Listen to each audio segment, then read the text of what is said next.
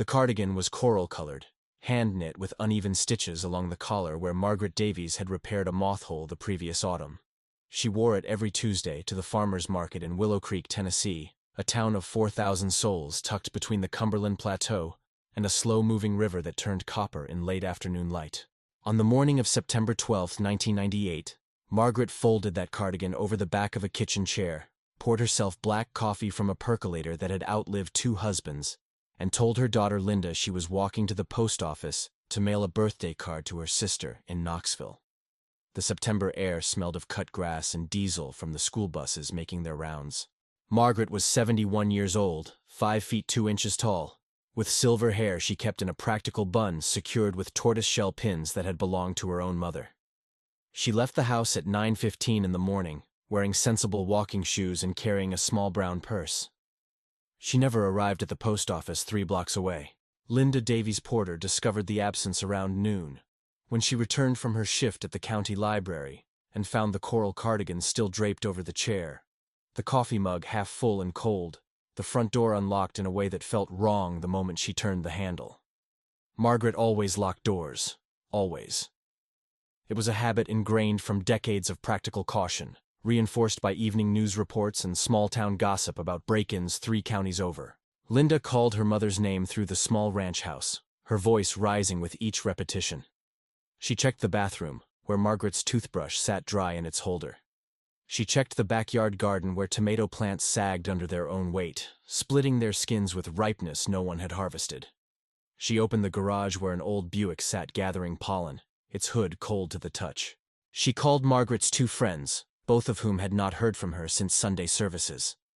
By 1 o'clock, Linda was at the Willow Creek Police Department, her hands shaking so badly she could barely hold the pen to fill out a missing person report.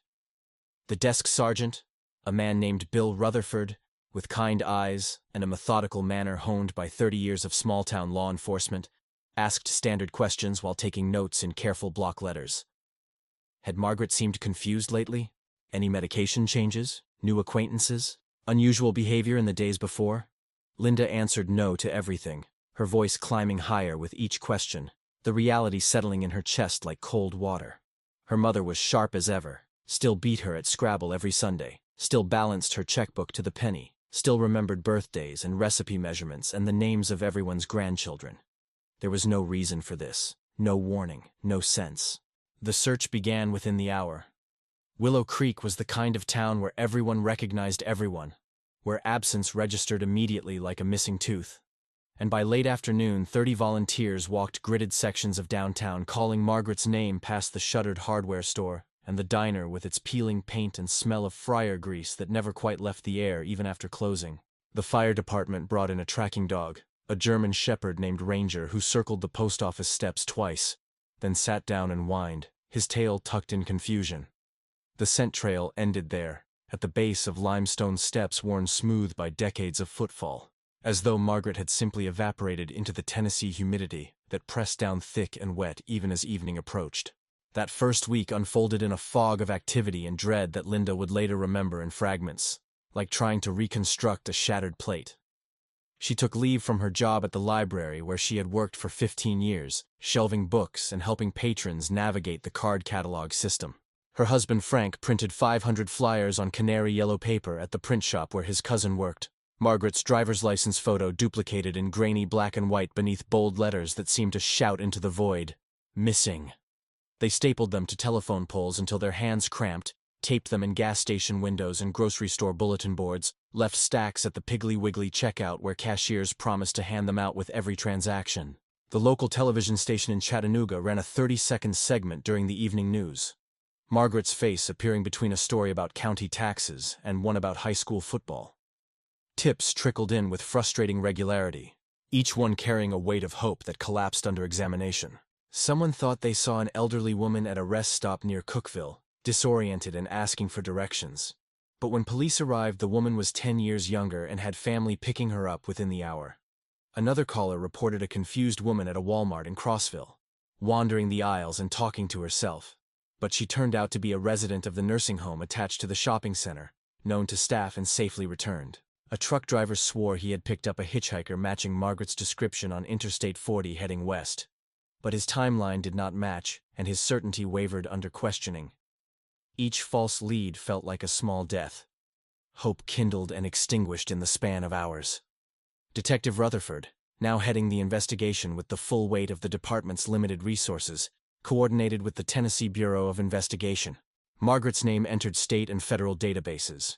Her photograph circulated through hospitals and shelters and mental health facilities across 3 states. The search radius expanded methodically, professionally, following protocols designed for exactly this scenario.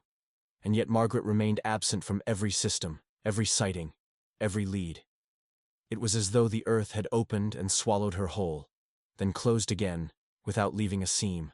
Before we go further, if you've ever wondered how these cases unfold, or if you're drawn to stories where hope refuses to die even when logic suggests otherwise, hit subscribe.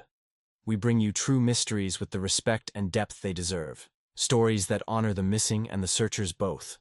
And drop a comment below. Where in the world are you watching from? It helps us understand this community we're building together, and knowing you're out there makes this work meaningful. By October, the leaves turned burgundy and gold, drifting down to collect in gutters and against fence posts, and the search scaled back as autumn cold set in, and volunteers returned to their routines. Frank went back to his job at the lumber mill, working double shifts to cover the unpaid leave Linda had taken, and the expenses that had accumulated in ways they had not anticipated. Linda returned to work, but her focus splintered, her mind returning obsessively to the morning of September 12th, replaying it like a film reel, searching for the frame that explained everything. She kept her mother's house exactly as Margaret had left it, unable to touch anything without feeling she was erasing evidence of existence. The coral cardigan still hung on the chair. She dusted it weekly. She watered the garden until frost killed everything, then covered the beds with mulch for a spring she could not imagine. She celebrated Thanksgiving alone that year, Frank working a double shift they needed the money from. The absence at the table a physical weight that pressed against her ribs and made breathing difficult.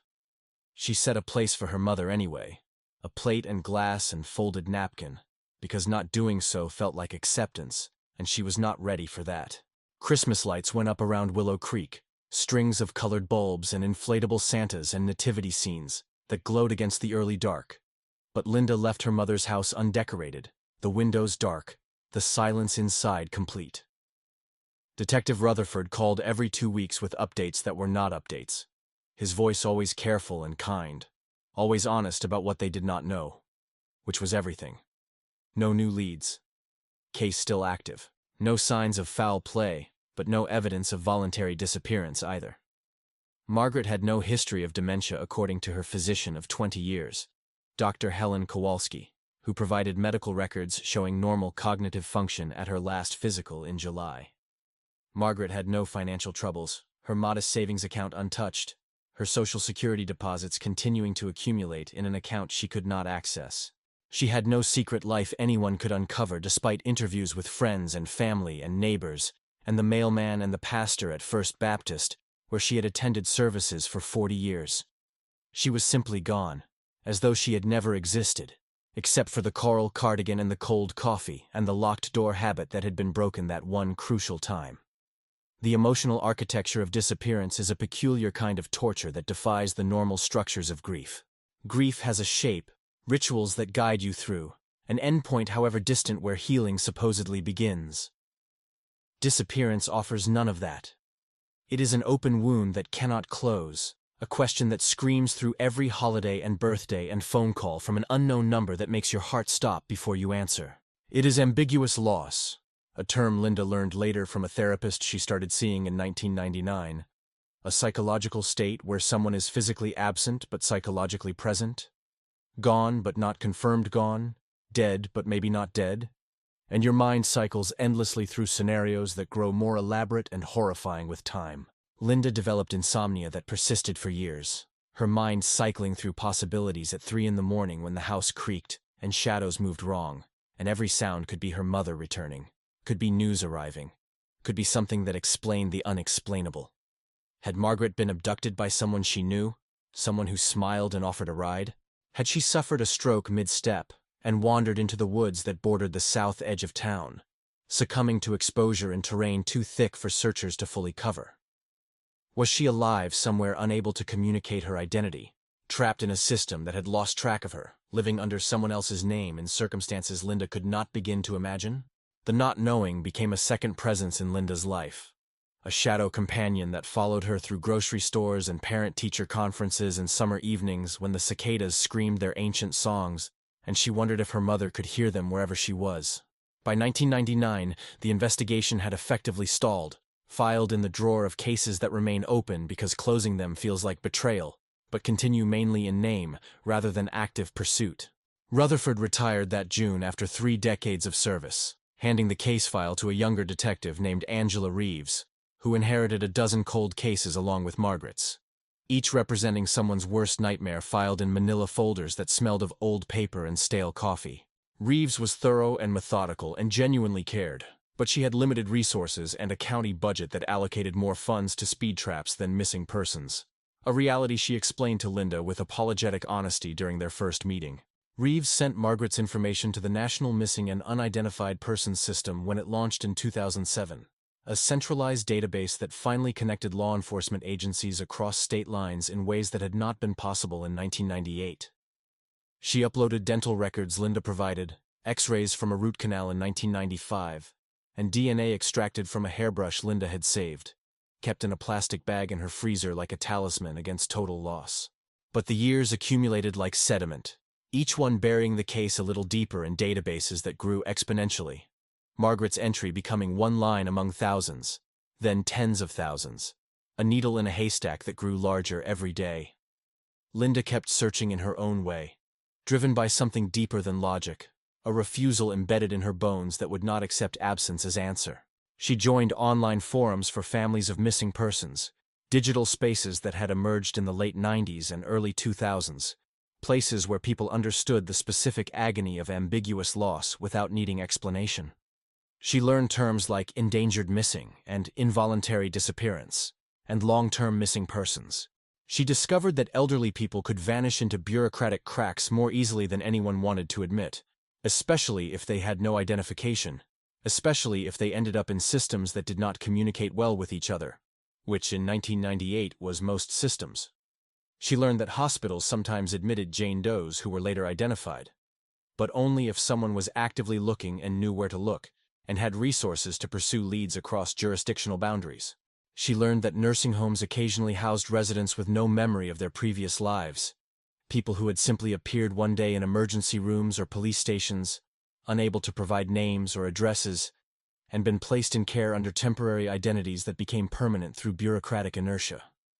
Linda sent Margaret's photo to facilities across 3 states, then 5 states, then anywhere within a day's drive. She made phone calls that went nowhere. She followed leads that evaporated like morning fog burning off the Cumberland foothills. She spent thousands of dollars she and Frank did not have on private investigators who found nothing but charged anyway, their reports filled with procedural language that boiled down to the same emptiness the police had already provided for free. The financial toll was quieter than the emotional one, but no less real, accumulating in credit card balances and deferred maintenance and opportunities not taken. Linda spent money they had been saving for retirement on age progression software that generated images of what Margaret might look like at 75, at 80, computerized portraits that looked simultaneously like her mother and like strangers. Uncanny Valley renderings that Linda posted on websites and sent to news stations that rarely responded. She maintained her mother's house even though the expense made no sense, paid property taxes and utilities and homeowners insurance, unable to let go of the physical space that held Margaret's presence in ways nothing else could. The worn spot on the living room carpet where Margaret always stood to watch birds at the feeder. The kitchen drawer organized with rubber-banded recipes on index cards in her careful cursive. The garden shed that still smelled of fertilizer and her mother's lavender hand lotion, a specific scent Linda could summon at will years later. By 2010, 12 years into the disappearance, Linda had begun accepting a grim possibility she had fought against with everything in her. Her mother was likely deceased, her remains perhaps never to be found, lost in terrain or circumstances that would keep her hidden forever. The Willow Creek Police Department had quietly reclassified the case as a presumed death, though it remained technically open, a distinction that felt both meaningful and meaningless. Linda consulted lawyers about declaring Margaret legally dead, about settling the small estate, about selling the house, and finally, after more than a decade, allowing herself to grieve what she had lost in ways that grief counseling and support groups and well-meaning friends had been unable to facilitate, because you cannot grieve someone who might walk through the door tomorrow. She scheduled the legal proceedings for late 2011, giving herself one more year, one more arbitrary deadline in a series of deadlines she had set and postponed over and over. She told herself this was the last extension, the final wait, and after that she would sign the papers and sell the house and try to rebuild something resembling a normal life from the rubble of the last 13 years. Then in March of 2011, something shifted in ways Linda would not learn about for weeks. A bureaucratic domino falling in a government office 90 miles away. A social worker named Patricia Holloway sat at her desk in a Medicaid processing center in Nashville, reconciling records from a state-run assisted living facility in Clarksville. Routine work that had defined her career for 37 years and would define it for 3 more months until retirement. She was reviewing funding allocations when she noticed an irregularity in a resident file, the kind of small discrepancy most people would have noted and moved on from. But Patricia had a reputation for fastidiousness that bordered on legendary among her colleagues, and she could not let it go. A resident named Dorothy Miller, admitted to Oak Haven assisted living in September 1998 with no identification and advanced confusion, had no social security number on file. This was not unusual in itself. Emergency placements happened, paperwork followed later when family came forward, or identities were established through other means. But Dorothy Miller had been a resident for 13 years, and someone had simply never completed the documentation. For 13 years, this woman had existed in the system under a temporary name, her care paid for through emergency state funds that should have been reconciled to a real identity within months. And no one had noticed or cared enough to resolve it until Patricia, 3 months from retirement, and with nothing left to prove but her own standards, decided this was unacceptable. She pulled the original admission file from archives, a thin folder with intake notes from September 15, 1998. The notes described a disoriented elderly woman found sitting on a bench outside the Greyhound bus station in Clarksville, approximately 70 miles northwest of Willow Creek, discovered by a patrol officer around 6 in the morning. She had no purse, no identification, no luggage, nothing but the clothes she wore. When police approached, she could not provide her name or address. She knew she was in Tennessee, but not what year it was, not what month, not what town. A hospital evaluation found no physical injuries, but suspected a dissociative episode possibly triggered by undiagnosed dementia, or a transient ischemic attack, medical terminology for processes no one could fully explain. With no family to claim her and no missing person match at the time, Clarksville police had checked local reports but not state databases because in 1998 those databases barely existed, and interagency communication happened mainly through fax machines and phone calls that rarely occurred across jurisdictional boundaries. She was transferred to Oak Haven under the temporary name Dorothy Miller, a placeholder meant to last weeks until her real identity surfaced. Staff assumed family would eventually come forward the way family usually did. No one did. Years passed. Dorothy Miller became permanent through oversight and system failure and the grinding bureaucratic inertia that characterizes underfunded state programs. Patricia cross-referenced the admission date and location with state missing person records, using a database that had been digitized and centralized only in 2009, technology finally catching up to need. She entered basic descriptors: white female, approximately 70 years old, Clarksville area, September 1998. 3 matches appeared on her screen. 1 was resolved, found deceased in 2002. 1 was from Kentucky, wrong jurisdiction. The third was Margaret Davies of Willow Creek, reported missing September 12, 1998. Patricia studied the driver's license photo attached to the file, then requested a recent photograph of Dorothy Miller from Oak Haven's administrator. The facility sent a digital image via email that afternoon, modern technology facilitating what would have been impossible just years earlier.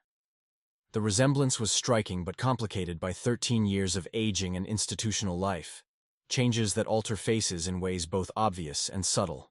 The woman in the Oak Haven photo had the same small stature, the same basic facial structure, but her hair was white and cropped short in the practical style of facilities where staff had neither time nor resources for elaborate grooming.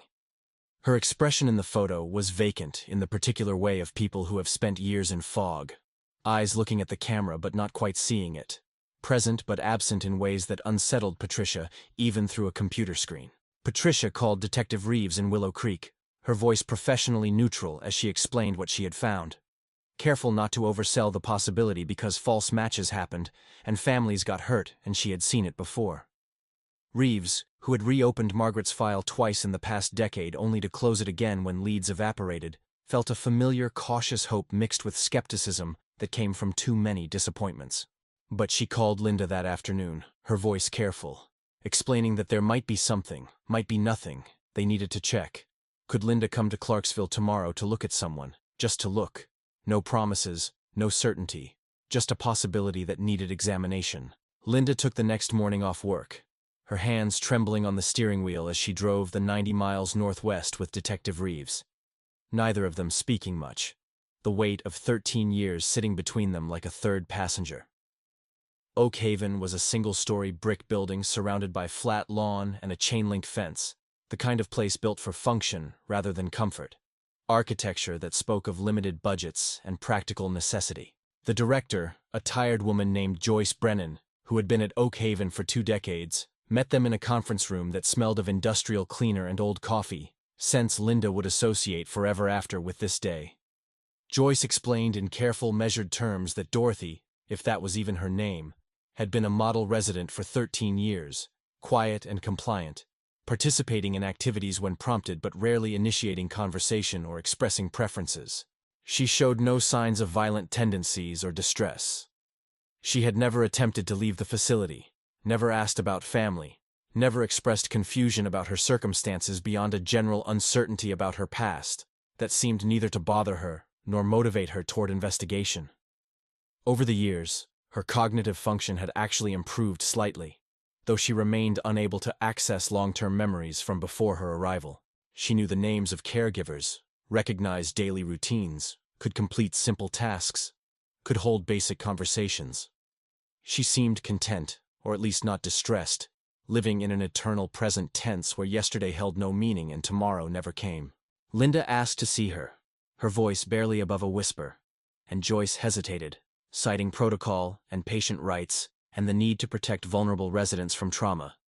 But Reeves intervened with jurisdictional authority and basic human understanding that some things transcended protocol. They walked down a hallway with fluorescent lights that hummed and flickered, past motivational posters about dignity and respect, past rooms where elderly residents watched game shows or slept in recliners, or stared at walls with expressions that suggested they were somewhere else entirely. Joyce knocked on a door marked 17B and entered slowly, announcing visitors in a gentle voice.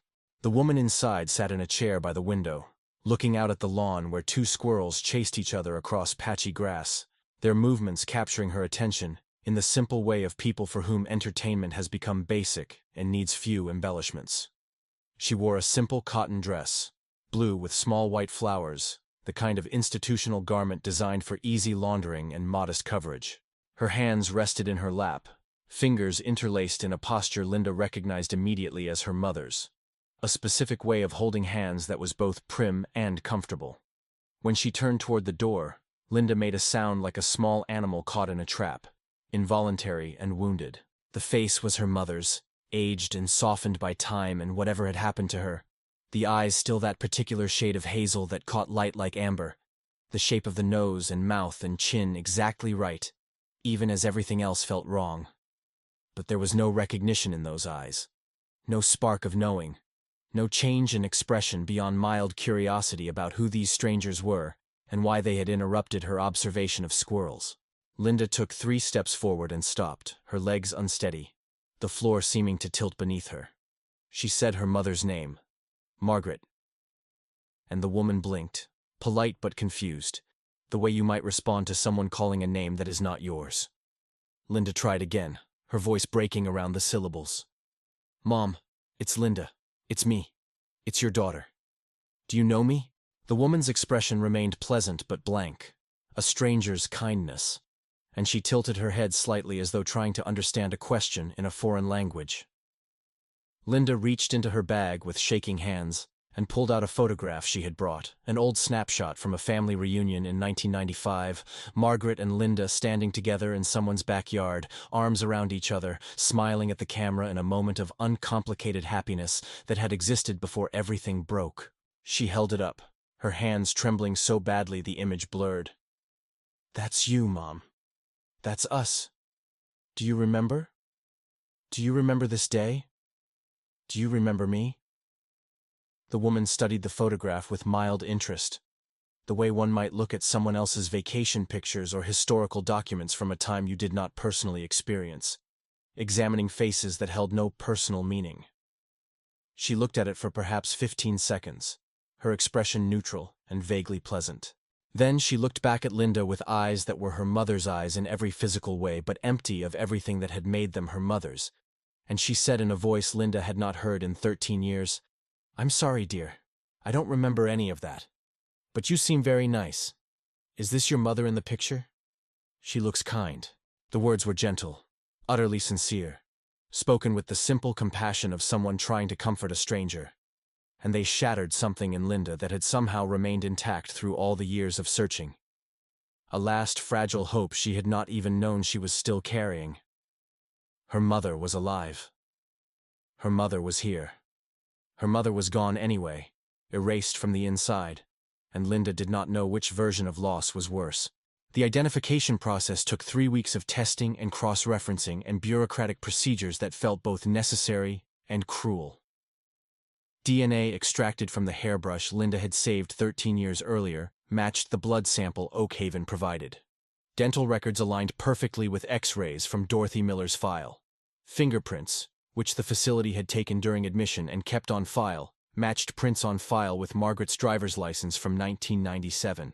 Every objective measure confirmed what Linda's body had known the moment she saw that face. Dorothy Miller was Margaret Davies. Margaret Davies had been living 70 miles from home under someone else's name for 13 years, and no one had known. Detective Reeves closed the missing person case officially on April 4, 2011. Her report noting that Margaret Davies had been located alive and in state care. The reasons for her disappearance consistent with a dissociative episode of unknown origin. Medical terminology that explained nothing while documenting everything. Medical evaluations by neurologists and psychiatrists suggested Margaret had experienced some form of severe retrograde amnesia, possibly triggered by a small stroke or transient ischemic attack, combined with acute psychological stress, leaving her unable to access autobiographical memory from before September 1998. The specific mechanisms remained unclear, the brain being an organ that guards its secrets even when examined with modern imaging and extensive testing. The bus station bench where she was found was 1 mile from the Clarksville Greyhound Terminal, but no one could determine how she had traveled the 70 miles from Willow Creek to Clarksville or why.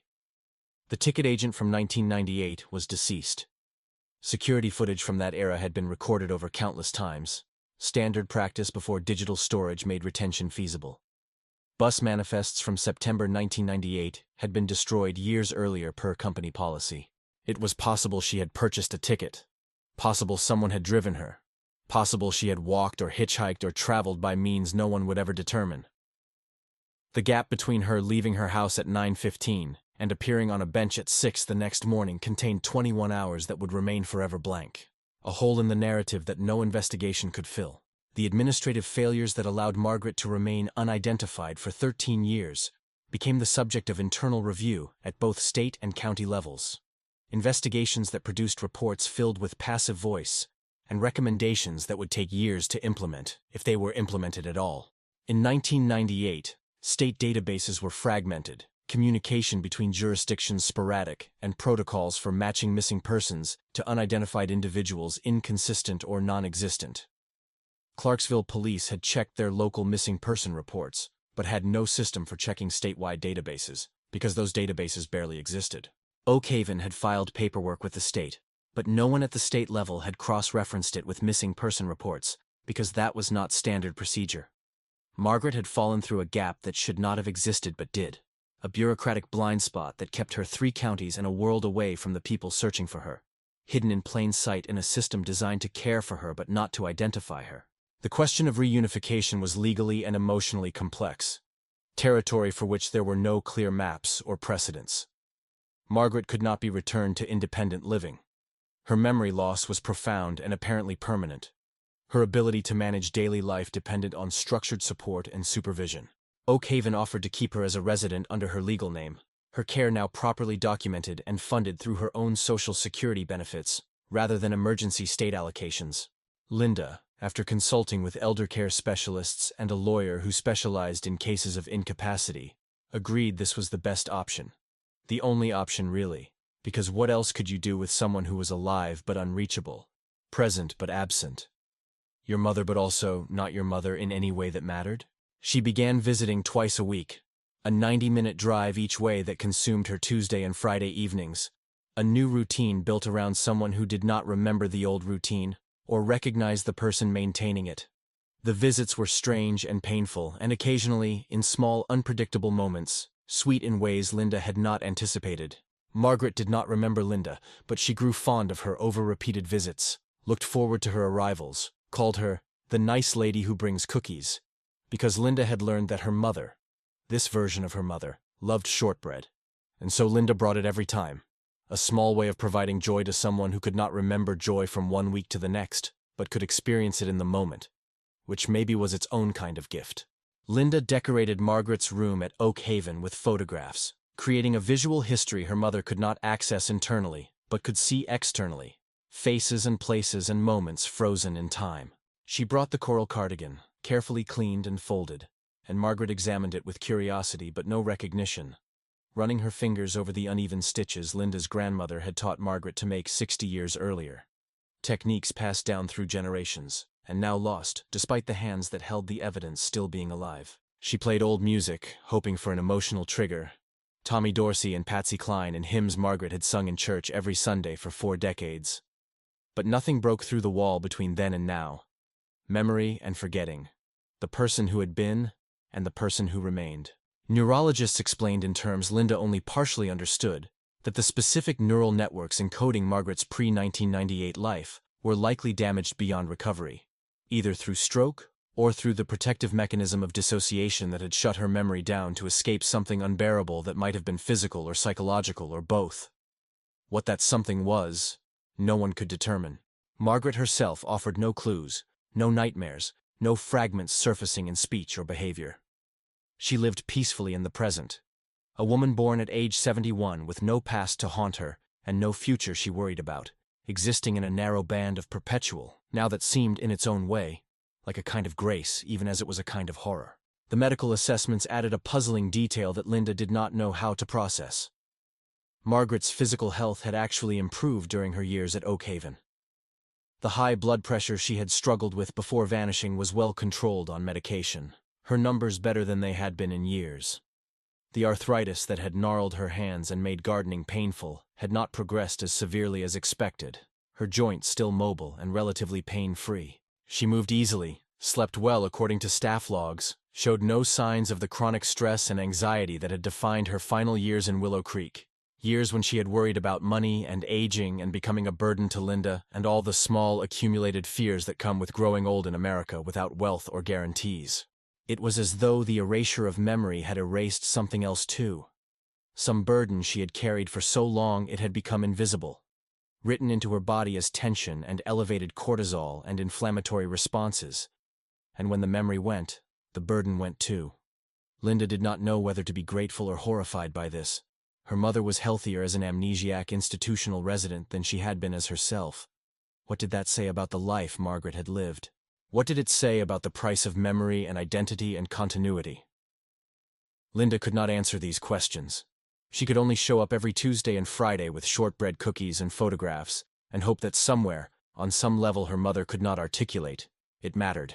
She researched dissociative amnesia obsessively, reading medical journals late into the night, trying to understand what had happened to her mother through accumulated case studies and neurological explanations that provided frameworks, but not comfort.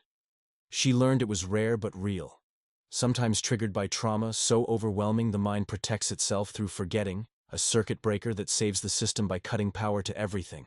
She learned that recovery was unpredictable, that some people regained fragments over years, while others never reconnected to their previous selves. identity lost as surely as if they had died.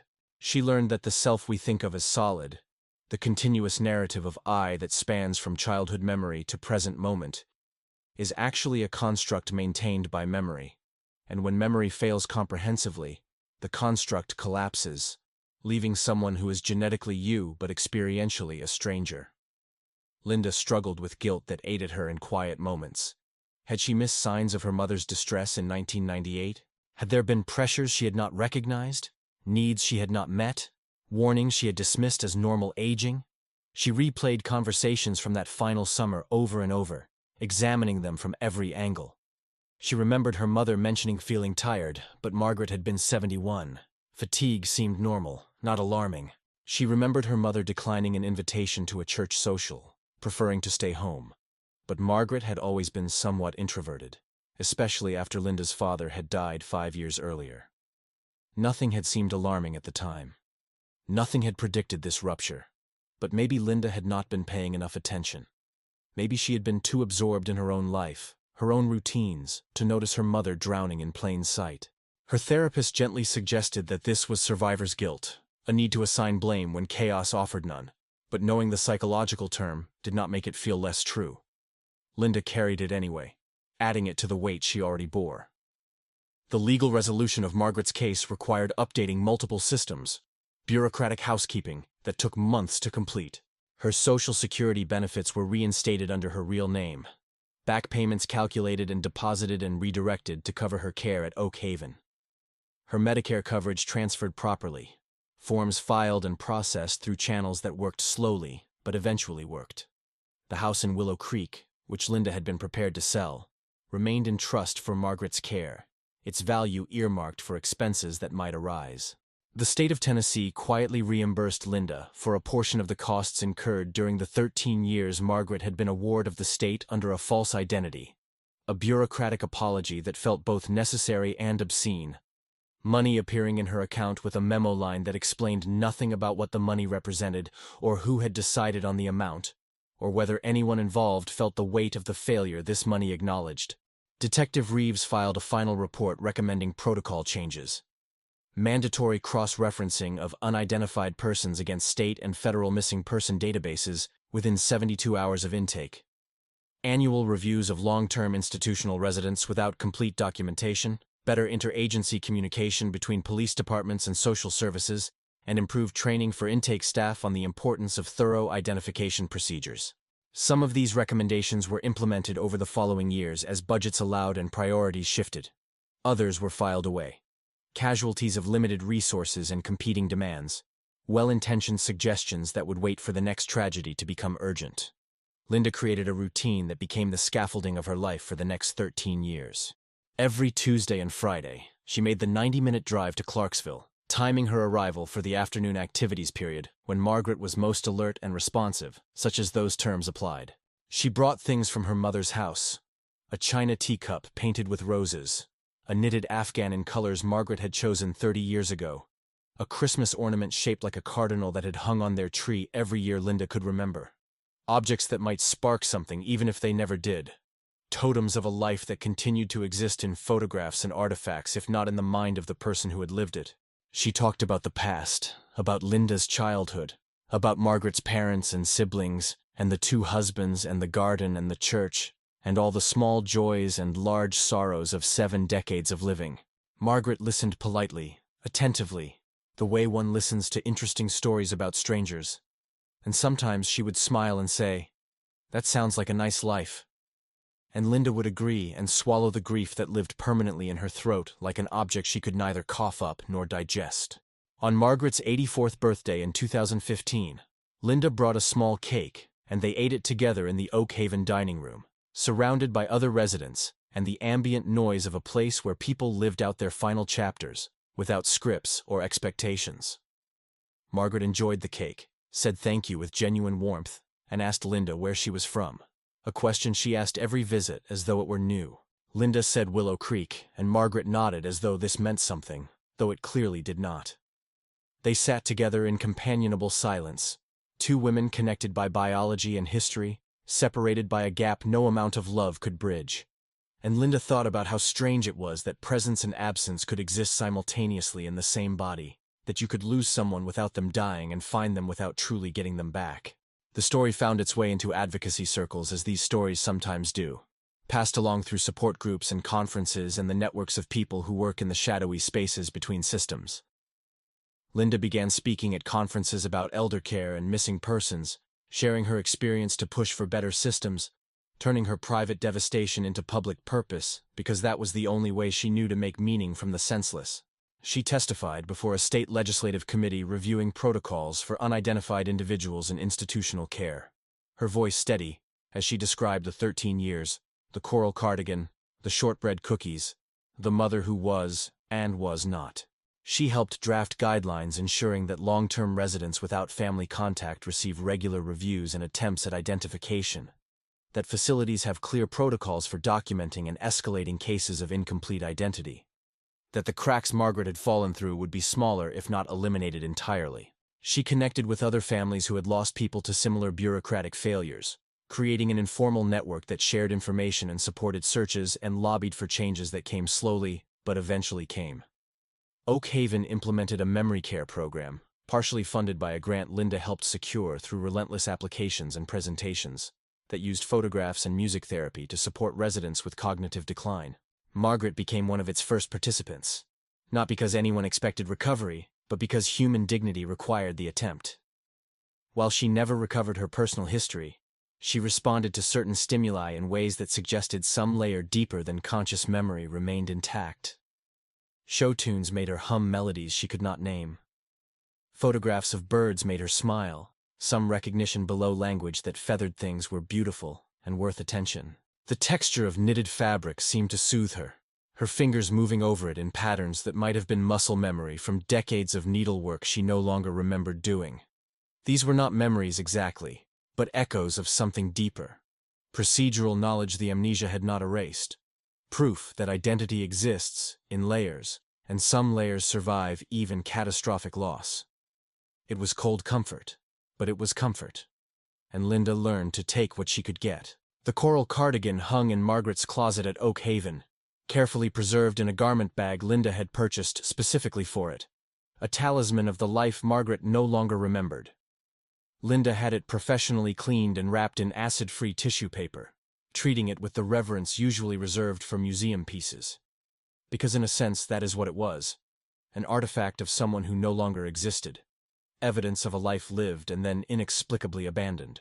Sometimes, on quiet afternoons when visits felt particularly heavy, Linda would take it out and hold it against her face, breathing in the faint scent that was almost but not quite the lavender lotion her mother had used, and she would allow herself to cry for everything that had been lost, and everything that remained. The complex grief of losing someone who was still alive to feed and visit and sit beside in silence. In the spring of 2024, Margaret Davies passed away peacefully in her sleep at Oak Haven, age 97, having lived 26 years in a perpetual present tense, the longest meditation on impermanence anyone could imagine. The staff found her in the morning, already cool, her face peaceful, no sign of distress or struggle, death arriving quietly for someone who had lived quietly, present but absent, there but elsewhere, for more than a quarter century. Her death certificate listed her legal name, her birth date, her birthplace, and the date of her rediscovery in 2011, that strange second beginning that had restored her identity to systems if not to herself. Linda arranged a small funeral in Willow Creek, burying her mother in the town cemetery beside Linda's father in the plot that had been empty for so long it had grown over with grass and needed to be reopened. Earth moved aside to accept what had always been meant to rest there. The service drew a modest crowd. Neighbors who remembered the search, Detective Reeves, now long retired, Joyce Brennan from Oak Haven, Patricia Holloway, whose fastidiousness had made the finding possible, and several members of a support group Linda had founded for families of long-term missing persons. They spoke about resilience, about the mysteries we carry, about the small mercies of finding someone even when the finding does not restore what was lost, about loving someone whose presence is absence and whose absence is somehow still love. Linda kept the coral cardigan. She could not imagine not keeping it. This object that had survived everything, outlasted memory itself, remained intact when everything else had dissolved. She donated her mother's house to a nonprofit that provides transitional housing for women in crisis, a practical tribute that felt right. The space where Margaret had lived her realest years now offered refuge to others starting over. Women leaving unsafe homes, others emerging from the shadow of their own vanished time. Linda kept the coral cardigan, packing it with gentle hands, and each time she touched it, she remembered how her mother's absence had transformed the object into something sacred, a relic of continuity that bridged the world before the disappearance and everything after. Word spread about Margaret's story, and with it, the protocols changed. Tennessee's policies shifted. Now every unidentified resident in state care would be cross-referenced with missing person databases annually. Other states followed suit, using the lessons of Margaret's case as the catalyst for reform. Linda's advocacy gained momentum. She became a fixture at conferences on missing persons, talking candidly about ambiguous loss and the need for systemic vigilance. She spoke for families who still had empty chairs at their tables, and for the many whose loved ones returned changed, or not at all. Through everything, Linda continued to support other families living in limbo, founding a local support group where people could speak freely of hope, anger, and every kind of unresolved love. She worked with social workers on policy reviews. She spoke at law schools and aged care centers. She never allowed herself to believe the system was fixed, only that it was a little less broken. One file, one voice, one story at a time. What did Margaret's return mean for the people left behind? It did not restore the world as it was. Yet in her calm, bereft years at Oak Haven, Margaret did not suffer. She did not relive her trauma. Linda saw this as a strange mercy. The erasure that had stolen her mother's past also spared her from its burdens. Margaret's doctors noted her physical improvements, and staff remarked on her gentle disposition. Her last decade had been peaceful, free from the invisible pressures that had colored her final years at home. It was not the ending that anyone would have imagined, but it was real, and it was honest. Linda closed each meeting with new families by holding up the cardigan, carefully, for them to see. She would explain how the smallest details, a cardigan on a chair, a habit of locking doors, can become the threads that hold stories and people together across years of confusion and grief. Margaret's memory had faded, but the love invested in ordinary things, in small daily rituals, endured. As the years went on, the coral cardigan remained, first in Margaret's closet at Oak Haven, now in Linda's own, an undramatic, tangible link to the woman who had disappeared, returned, and finally, quietly left.